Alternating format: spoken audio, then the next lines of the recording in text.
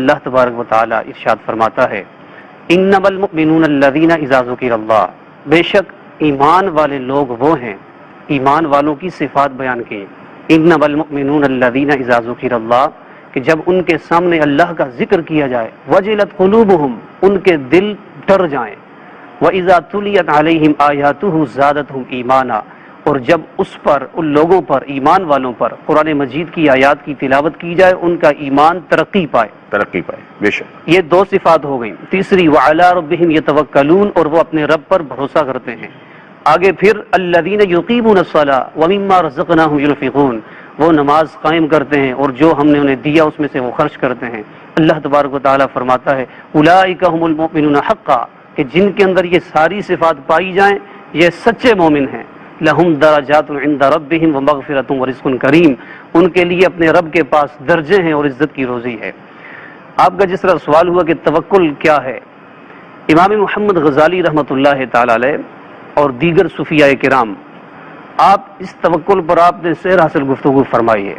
آپ فرماتے ہیں توکل اپنے آپ کو اپنے رب کے حضور سپرد کر دینے کا نام توکل ہے، اور یہ توکل اس کے بارے میں حضور رحمت کونین صلی اللہ علیہ وسلم نے ارشاد فرمایا، جس کو امام بخاری نے صحیح بخاری کے اندر اس حدیث پاک کو نقل کیا۔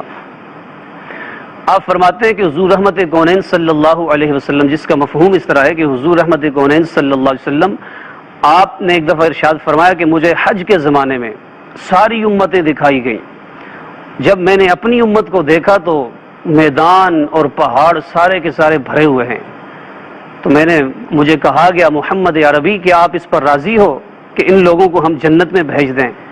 حضور رحمت کونین صلی اللہ علیہ وسلم آپ فرماتے ہیں میں نے عرض کیا میں تو اس پر راضی ہوں۔ کہا یہ جو میدان اور دریا، یہ پہاڑ جو بھرے ہوئے نا، ان کے ساتھ 70,000 اور لوگ بھی ہیں جو قیامت والے دن جن کو بغیر حساب و کتاب کے جنت میں داخل کر دیا جائے گا۔ ایک صحابی کھڑے ہوئے، انہوں نے عرض کی یا رسول اللہ صلی اللہ علیہ وسلم، آقا جی یہ کون لوگ ہوں گے جن کو بغیر حساب و کتاب کے جنت میں داخل کر دیا جائے گا؟ اور اتنے زیادہ تعداد میں کہ میدان بھی بھرے ہوئے ہیں اور پہاڑ بھی بھرے ہوئے ہیں۔